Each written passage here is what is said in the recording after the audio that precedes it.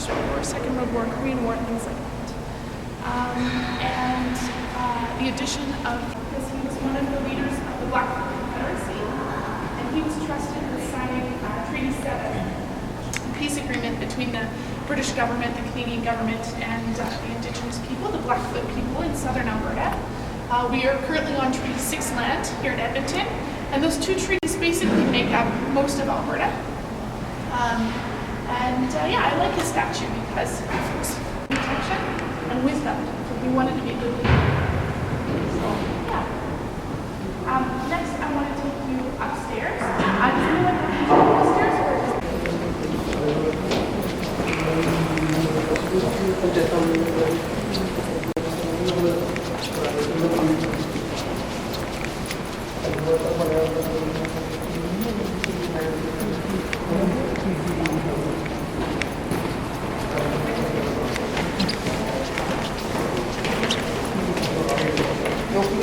Building. These doors are original and they're made of mahogany. You can tell that they're very old because of some of the carving in them. This design with the bound sticks is kind of a symbol of legislatures like this, even U.S. state legislatures also.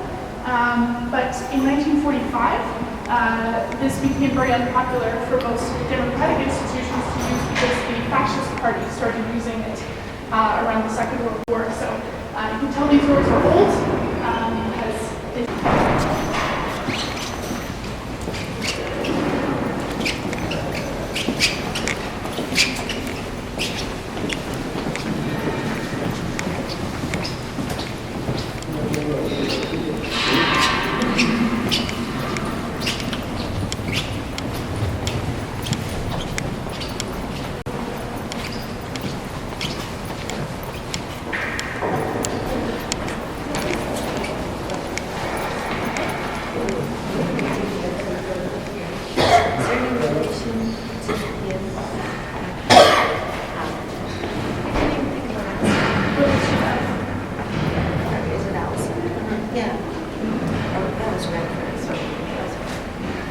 Okay, so we hang portraits in this area of premium. Can't make it, bigger. Today we have 87 to represent all of, because there's a Rutherford House near the university named after him on the university campus, and the high school scholarship set up in his name for students. If they have honors grades, they can get, I think, about $2,500 for university.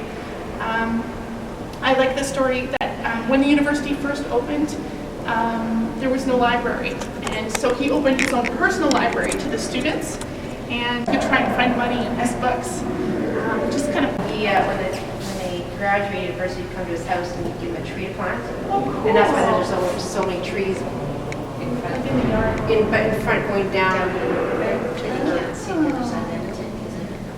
Interesting. That's really cool. Anybody who graduated. Got a tree to plant. Yeah. Nice. So behind me here is the office of our Lieutenant Governor. As I mentioned, our Lieutenant Governor is the representative of the head of state, the British monarch. Currently Queen Elizabeth II. Our Lieutenant Governor is called Lois Mitchell. I'm not 100% sure if she's in today, but the doors are open, which means she's not currently meeting in there.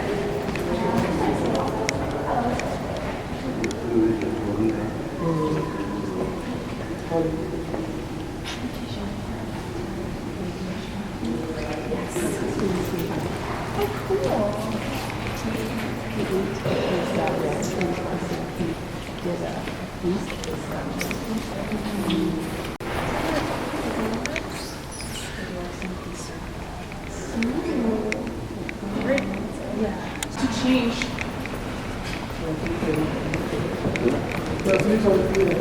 So was Peter Lockley, was he a Premier.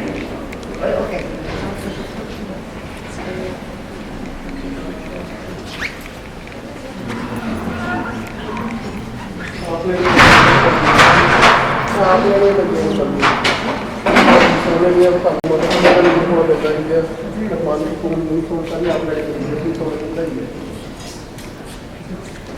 So there were so many days hang artwork. It doesn't look that much like him. Different artists, but yeah. And our very first female Lieutenant Governor, Helen Hunley. She was an entrepreneur. She had a business for farming equipment, very, very successful. She was also an elected member of the legislature here before Lieutenant Governor. So next I want to show you our mace.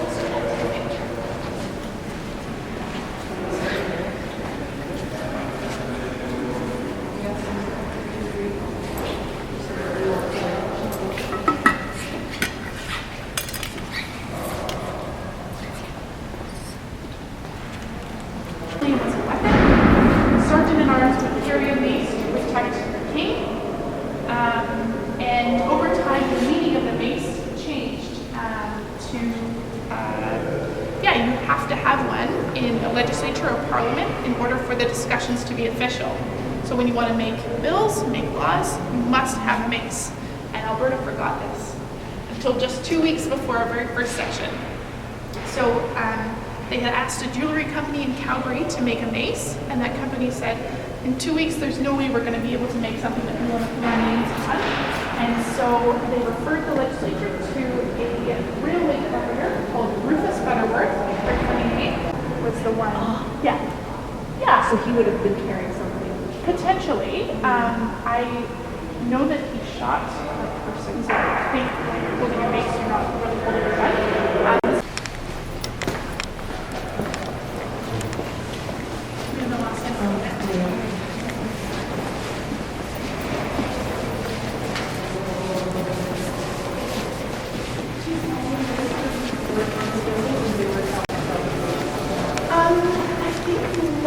If not all of the ministers have offices in this building, but they would all attend committee meetings with other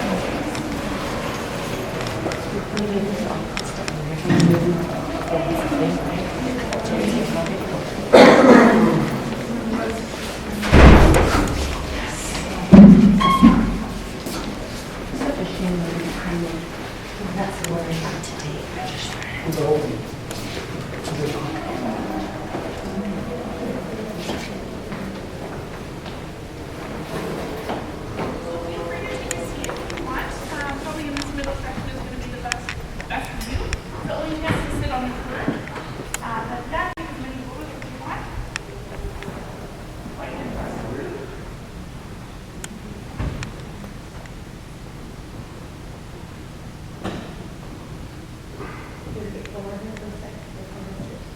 Usually between 1:30 and 2 p.m. during freshman period, it's the biggest show.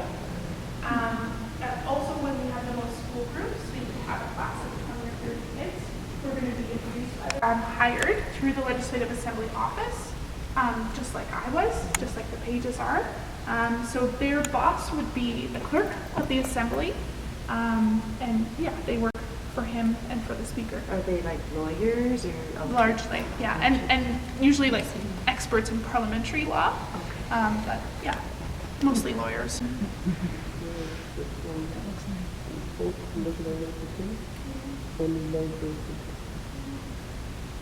The carpet wasn't always green. I think they brought that in the 80s.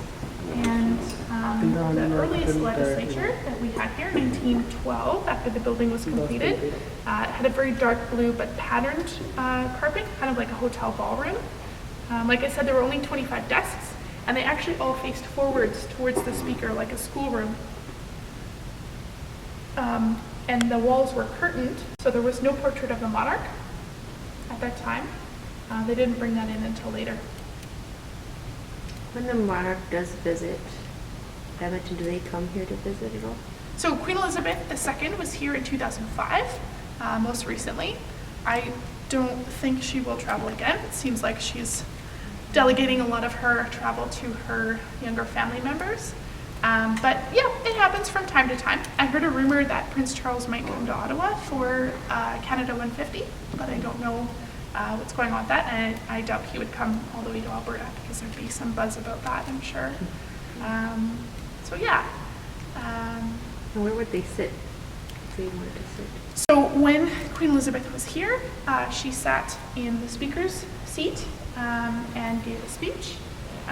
They cleared out all of the table and the desks in the very middle and had some seats for special guests to listen to her, but If the Trump wanted to come and talk to us about our Pipeline, where would he sit? They would probably have him sit In the in corner. that gallery there. It's for often that's visiting dignitaries, but sometimes former members or politicians from other provinces or other countries. But sometimes it's just someone who represents a group that the government might be making a bill to benefit or something like that. Yeah, but we're in a public gallery, so if you ever want to come back and see what your MLA is saying or doing or not doing, you're welcome to this side or the other side as long as there's room.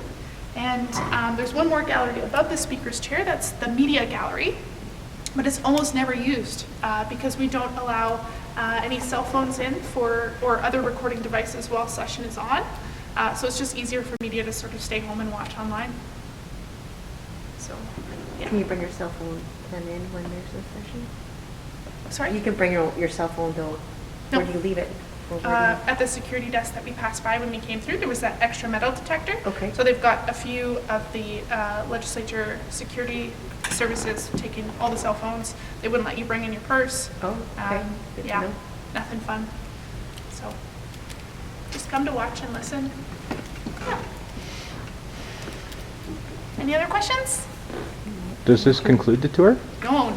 Oh, okay. Sorry, I haven't asked if there are more questions yet, but there is one more floor. We're going to go upstairs and take a look at 2 more stops. Is the green carpet symbolic at all, or? A little bit, yeah. Green is kind of a...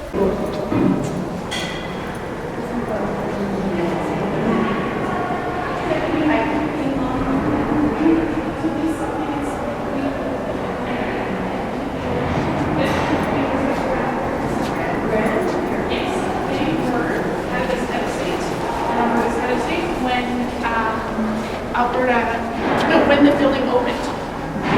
So these portraits used to hang in the chamber. I said not the very first one in 1912, but a little bit later.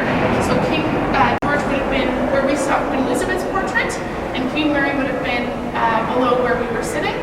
We currently have Prince Philip's portrait there. So they have the biggest ring. And they're also the creepiest because the eyes are always watching.